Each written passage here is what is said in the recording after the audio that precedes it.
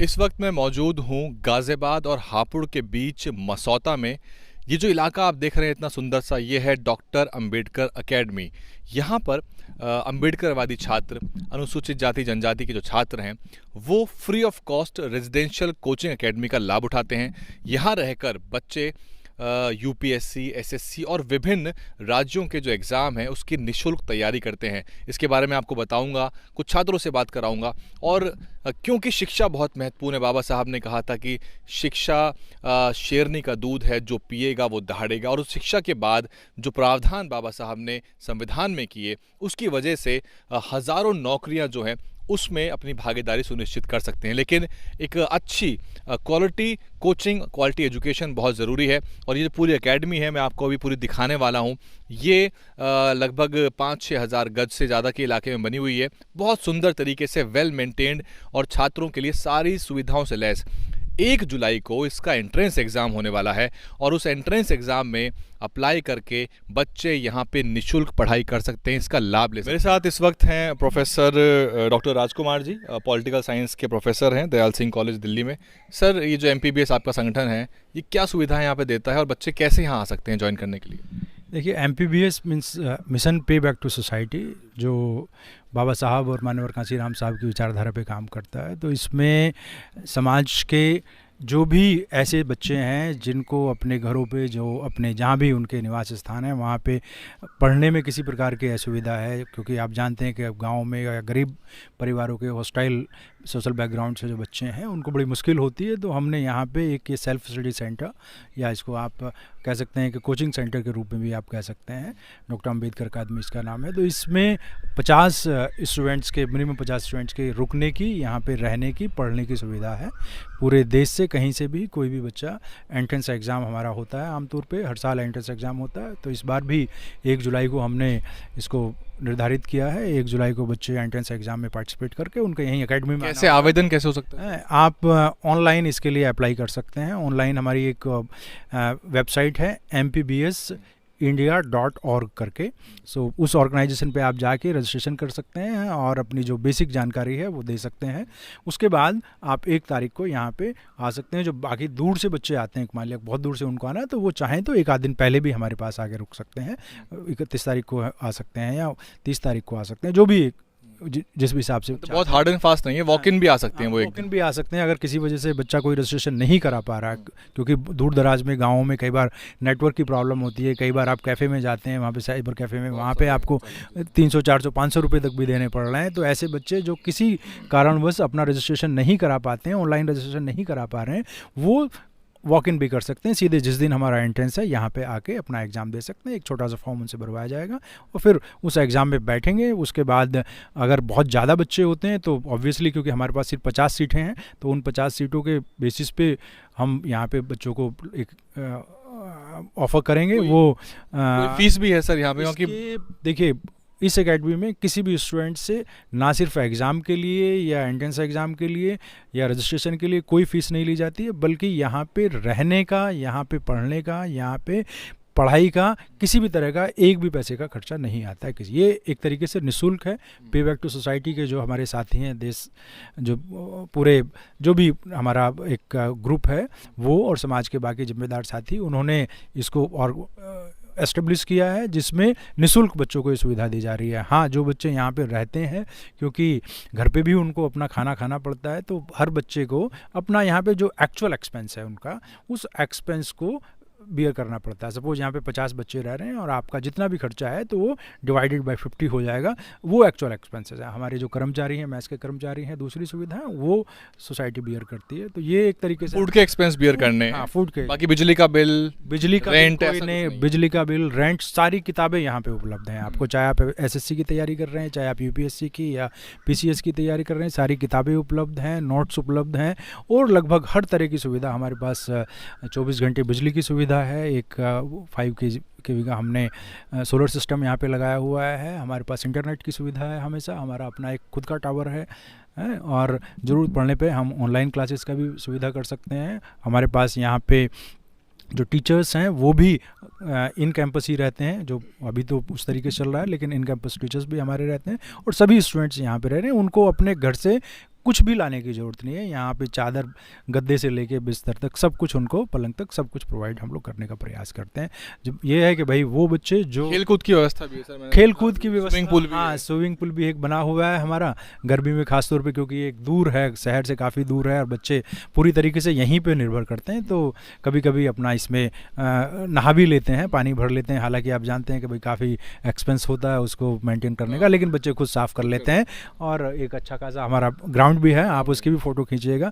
Badminton वगैरह खेलते हैं, क्रिकेट वगैरह खेलते हैं, एक्सरसाइज भी करते हैं। दर्शकों को बता दूं कि बैडमिंटन कोर्ट तो है ही, यहाँ पे हम खड़े हुए हैं, साथ में उधर बास्केटबॉल भी बच्चे खेलते हैं और साथ में क्रिकेट भी खेल रहे हैं, क्योंकि वहाँ पार्क में निशान बने हुए हैं, तो जरूर खेल रहे होंगे। हाँ, तो ये मतलब कह सकते हैं कि फुल फ्लैश्ड कैंपस है। हाँ, शहर से थोड़ा सा दूर होने की वजह से बच्चे 24 घंटे सिर्फ अपनी पढ़ाई पे ध्यान दे सकते हैं, और यही इसका बेसिक पर्पस भी है कि आप यहाँ पे 1 साल रहेंगे, डिस्ट्रैक्शन नहीं है, मतलब डिस्ट्रैक्शन नहीं है, चले गए मार्केट में घूमने, की चले जरूरत भी नहीं है।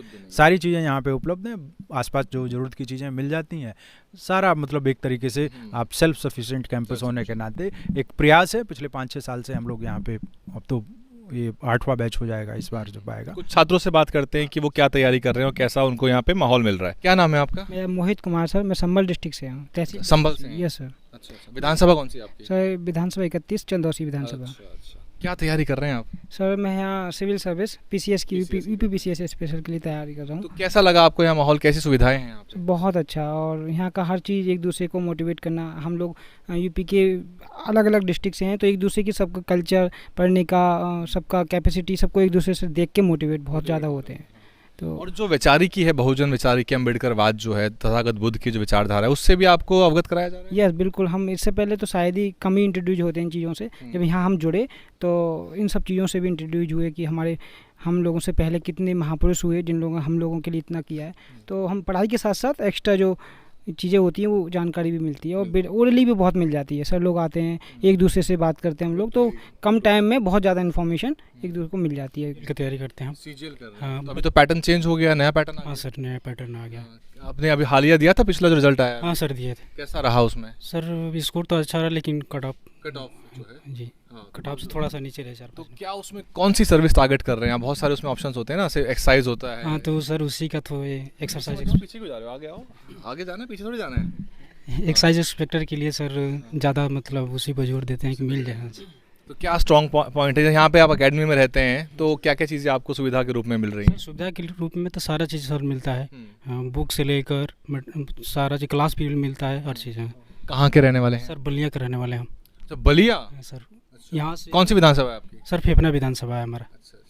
एक रसड़ा भी है ना? रसड़ा भी है सर वहाँ पर। तो देखिए, यहाँ पे दूर दराज के छात्र हैं, और क्योंकि ये दिल्ली के पास है, किसी को कोई बुक्स भी चाहिए या नहीं मिल पा रही है, तो समय निकाल के छुट्टियों के समय दिल्ली भी जा सकते हैं। यहाँ से बहुत दूर नहीं है, हाईवे के बिल्कुल नज़दीक है। हापुड़ और गाज़ियाबाद के लगभग ये बीचों बीच है, मसौदा का इलाका, और ये काफ़ी लोकप्रिय इलाका है। और मैं आपको बता दूं कि जो छात्र हैं UPSC से लेके स्टेट के एग्ज़ाम और विभिन्न एग्ज़ामों की तैयारियां कर रहे हैं। मैं SSC की तैयारी कर रहा हूँ। अच्छा, पहले दिया है आपने? सर मैंने इस बार CGL दिया था, मेंस भी दिया था, लेकिन कट ऑफ थोड़ा हाई था। तो ये MPBS के बारे में कैसे पता लगा? यहाँ कैसे पहुँचे आप एकेडमी में? सर मेरे भैया एडवोकेट हैं गाज़ियाबाद में, तो उन्होंने मुझे एक बार बताया था, तो मैंने लास्ट ईयर इसका फॉर्म अप्लाई किया था, एग्ज़ाम दिया था यहाँ पे एंट्रेंस। तो मैं 1 साल मुझे यहाँ पर होने। तो कोई फीस भी ली गई आपसे? नहीं, कोई फीस नहीं ली गई सर। तो कैसा लग रहा है आपको? एटमॉस्फेयर तो यहाँ काफ़ी अच्छा है, मतलब एक एकेडमी के हिसाब से। एटमॉस्फेयर अच्छा है, फिर सभी हम समाज के लोग साथ रहते हैं तो अच्छा लगता है। और मतलब इतना शायद मैं पहले नहीं पढ़ पा रहा था, और एग्ज़ाम मतलब, लेकिन हाँ। तो बाकी जो इश्यूज हैं देश भर के, उन पे भी चर्चा करते हो अब? जैसे जातिवाद की बहुत घटनाएं निकल के आ रही हैं। सब ऐसा होता है जब सर वगैरह हमारे पास आते हैं, तो इन चीज़ों पे डिस्कशन होता है, तो हमें पता लगता है क्या क्या चल रहा है क्या नहीं। बाकी पहले घर पे रहते तो इतना मतलब इस बारे में इतना। फ़ोन तो आपके पास होता है यहाँ पे? हाँ सर, फ़ोन होता है। UPSC की तैयारी कौन कर रहा है? और ये आप कर रहे हैं? अच्छा, पहले दिया है आपने?